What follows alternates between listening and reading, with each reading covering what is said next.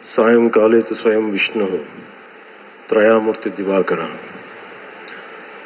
ముందుగా సూర్య భగవానునికి నమస్సమాంజలు తెలియజేస్తూ యోగ విద్యను అందించిన ఆది యోగి పరమశివునికి, ఆ మహాయోగ విద్యని మనకి పతంజలి మహర్షి యోగశాస్త్ర రూపంలో అందించారు. వారిరువురి పాదపద్మములకు నమస్కారాలు.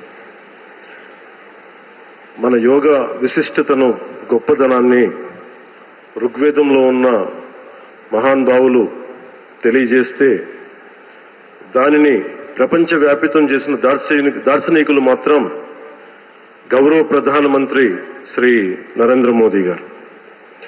భారతీయ సనాతన ధర్మం తాలూకు విశిష్టతను యోగా ద్వారా విశ్వవ్యాపితం చేసిన ఘనత ఆయన సొంతం.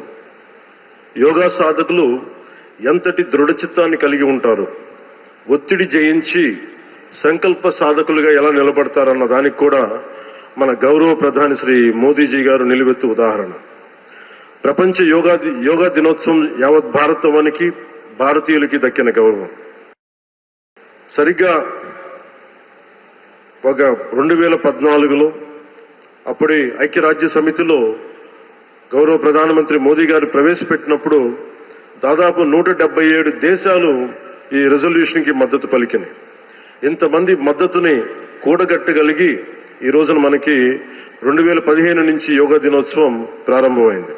ఈ రోజున గౌరవ ప్రధానమంత్రి మోదీజీ గారి పిలుపు మేరకు మనం మొదట విశాఖ 11వ యోగా దినోత్సవ సంబరాలకు వేదిక అయింది. శ్రీ మోదీజీ గారి సమక్షంలో గౌరవ ముఖ్యమంత్రి వర్యులు శ్రీ చంద్రబాబు నాయుడు గారి కృషితో ప్రపంచ రికార్డుకు వేదికగా నిలిచింది. విశ్వనరులు మోదీజీ గారి పిలుపు మేరకు యోగా ఒక వన్ ఎర్త్ వన్ హెల్త్, ఈ ఆరోగ్యం థీమ్ ని ఈ వేదిక నుంచి ప్రతి ఒక్కరూ ముందుకు తీసుకెళ్లాలని మనస్ఫూర్తిగా కోరుకుంటూ, ఇక్కడ ఆసీనులైన మీ అందరికీ, ఇక్కడికి వచ్చేసిన ప్రతి ఒక్కరికి కూడా పేరు పేరున నా హృదయపూర్వక వందనాలు, నమస్కారాలు. అలాగే గౌరవనీయులైన గవర్నర్ గారి శ్రీ అబ్దుల్ నజీర్ జీ గారికి, గౌరవ ముఖ్యమంత్రి శ్రీ నారా చంద్రబాబు నాయుడు గారికి, civil aviation minister Kinjarapu Rammohan Naidu గారికి, అలాగే మనకి Ayush minister of state independent charge Shri Prataprao Jadhav గారికి, అలాగే వేదిక పైన ఉన్న ప్రతి ఒక్కరికి, గౌరవ కేంద్ర మంత్రివర్యులకి, రాష్ట్ర మంత్రివర్యులకి, ప్రతి ఒక్కరికి పేరు పేరున ధన్యవాదాలు తెలియజేసుకుంటూ సెలవు తీసుకున్నాను. జై భారత్, జై హింద్.